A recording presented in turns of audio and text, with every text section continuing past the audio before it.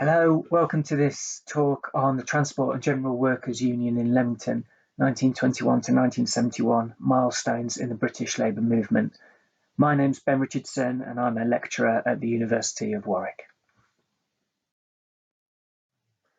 On the 27th of September 1921, 140 delegates from trade unions around the country assembled at Leamington Town Hall to complete their amalgamation as the Transport and General Workers Union, or TG, as I'll refer to them.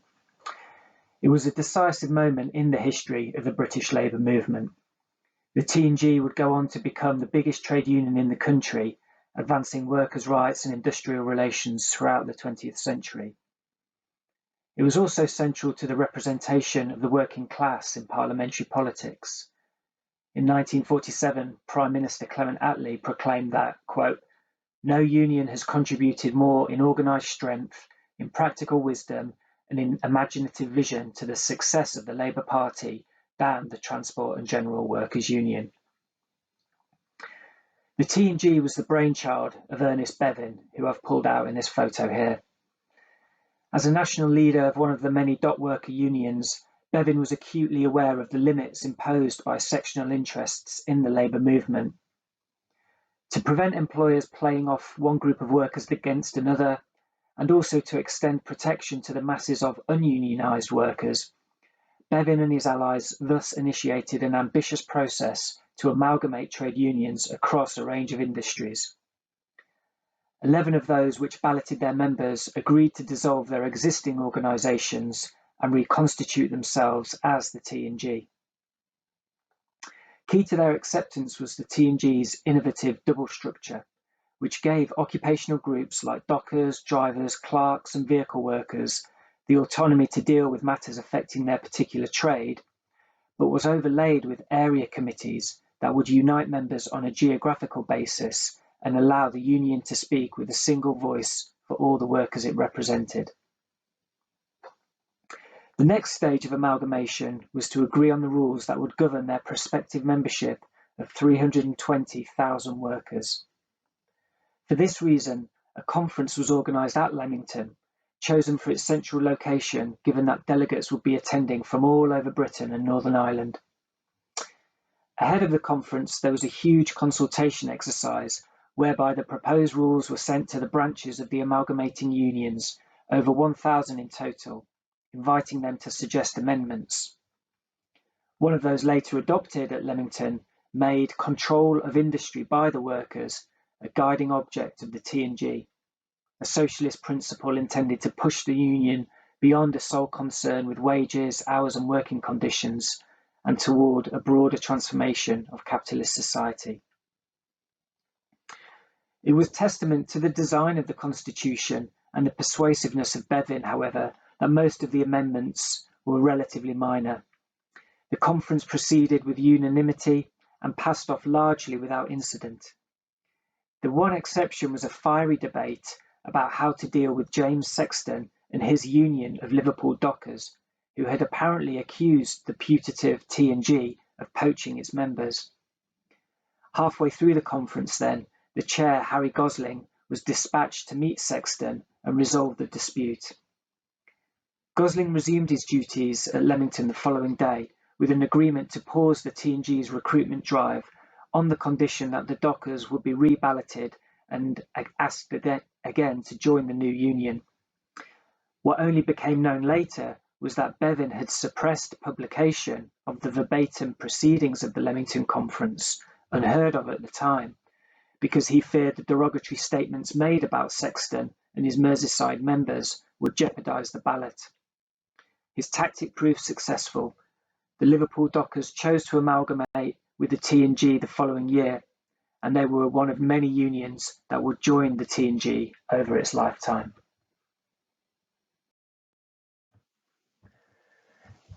The T&G Amalgamation Conference at Leamington also resonated with local concerns. During the 3-day meeting, unemployed people from across the district gathered at the bright obelisk outside the town hall where, according to the Leamington Spa Courier, quote, Labour Party propaganda speeches were given by conference attendees. A central theme was the disconnect of establishment politicians and the idle rich from the realities of poverty. The speakers called for peaceful agitation to persuade those in power, nationally and locally, to help shoulder the responsibility for relieving economic misery. This was indeed a desperate time for workers. The national unemployment rate had recently topped 17%, and in Leamington there were around 700 people out of work, a significant proportion of the town's working adults.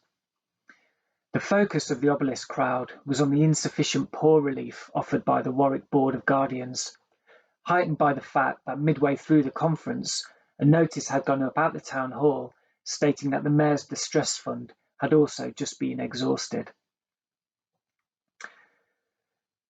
The gatherers outside the obelisk were represented in this matter by Charles Gardner, a railway signalman and the first Labour candidate in Leamington to be elected to the Town Council, the County Council, and the Warwick Board of Guardians. Addressing the crowd, Gardner pleaded with them for patience while he pushed ahead with their cause. However, he and others faced stiff opposition from wealthy ratepayers who did not want to pay more in tax, and from central government, which had instructed local governments to keep relief below the daily wage.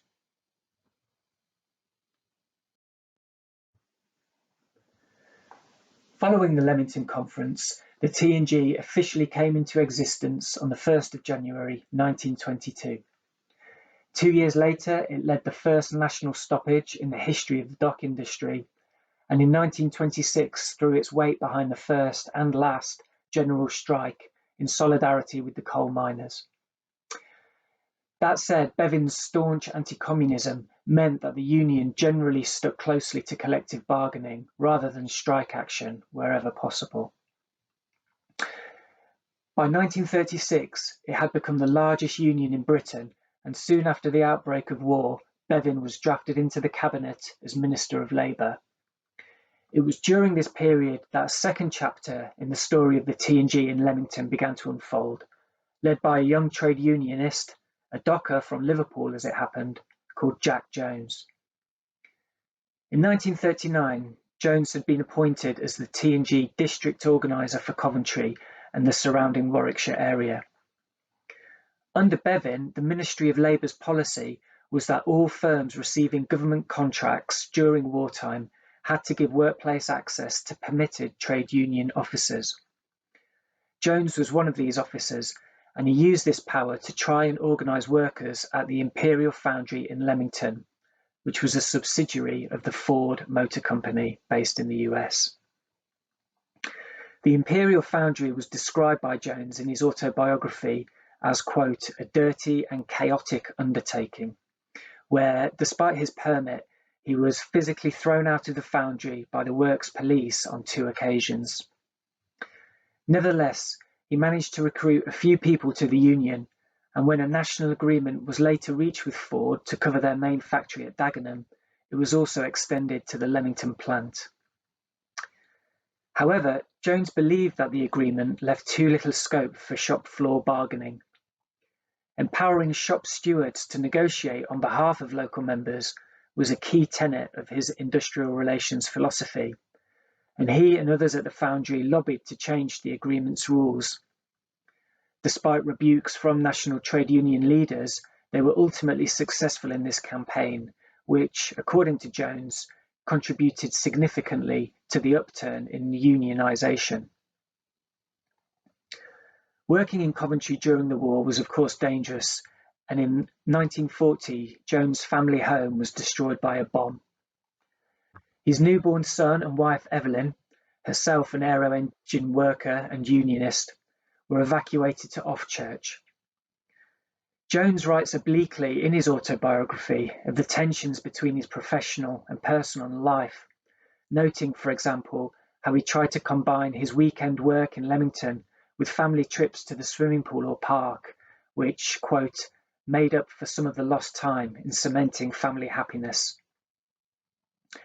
There was certainly plenty to keep him busy.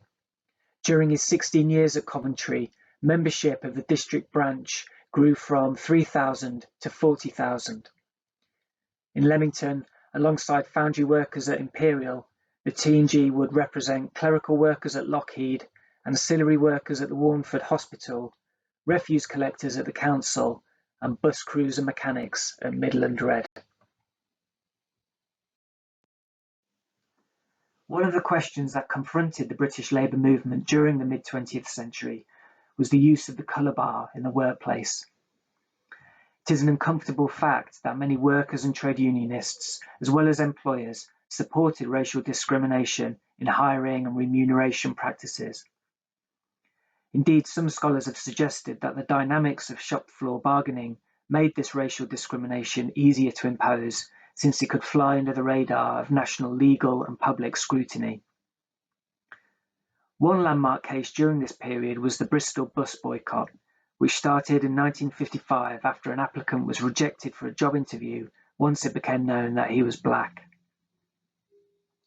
This decision was in turn blamed on the policy of the T&G union to oppose the employment of coloured people as bus crew. The colour bar on Bristol's buses was finally lifted in 1963, but 2 years prior, Leamington had its own case to negotiate. As reported at the time, after 6 years' service, G.L. Nayar of Charlotte Street, Leamington, became the first coloured acting inspector for the Midland Red Company. Whilst the T&G branch did not oppose that particular appointment, they also made clear, in something of a warning shot, that some members were concerned about more such appointments being made. Meanwhile, allegations also persisted that the Imperial Foundry was operating a colour bar on employment. Here the role of the T&G seems more progressive. In 1963, union officials were said to have helped 4 men from South Asia to find work there. One of these was Mota Singh, who would go on to become an influential public figure in Leamington.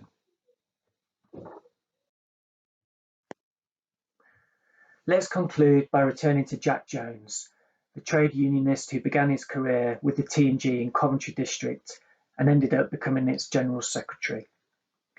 In fact, it was under his leadership that the T&G reached its apogee in the 1970s. With over 2 million members, it was said to be the largest trade union in Western Europe, and Jones himself became a figure of significant political influence.